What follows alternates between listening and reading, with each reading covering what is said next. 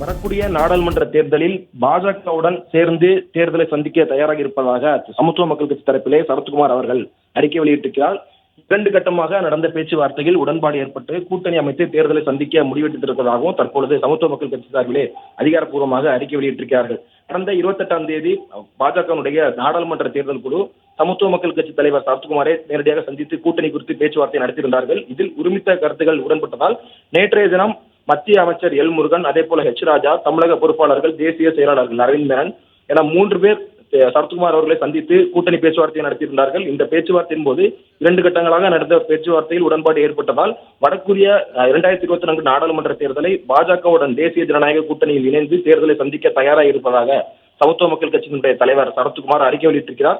கடந்த 2 நாடாளுமன்ற தேர்தலிலும், குறிப்பாக 2019 அதே போல 2014 நாடாளுமன்ற தேர்தலில் அதிமுகவுக்கு தன்னுடைய ஆதரவை அளித்து தேர்தலை சந்தித்திருந்தார்கள் சமத்துவ மக்கள் கட்சி. 2 தேர்தலிலுமே அதிமுக சார்பில் இடம் கொடுக்காத நிலையில் ஆதரவு மட்டுமே அளித்து சரத்குமார் அவர்கள் தேர்தலை சந்தித்திருந்தார்கள். வரக்கூடிய நாடாளுமன்ற தேர்தலில் ஏற்கனவே அதிமுகவுடனும் கூட்டணி பேச்சுவார்த்தையை நடத்தியிருப்பதாக சரத்குமார் தெரிவித்திருந்தார். ஆனால் அதிமுகவுடன் கூட்டணி சுமூக உடன்பாடு ஏற்படாததால் பாஜகவுடன் கூட்டணி அமைத்து தேர்தலை சந்திக்க தயாராக இருப்பதாகவும் அறிக்கை வெளியிட்டிருக்கிறார்.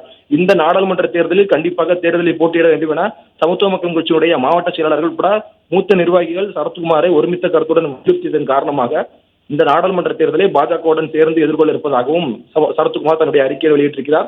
எந்தெந்த தொகுதியில் போட்டியிட இருக்கிறார்கள், எத்தனை தொகுதிகள் என்பது போன்ற கருத்துக்கள் எல்லாம் அடுத்த ஓரிரு வாரங்களில் வெளியிடுவோம் எனவும் சரத்குமார் தரப்பிலே அறிக்கை வெளியிடப்பட்டிருக்கிறது.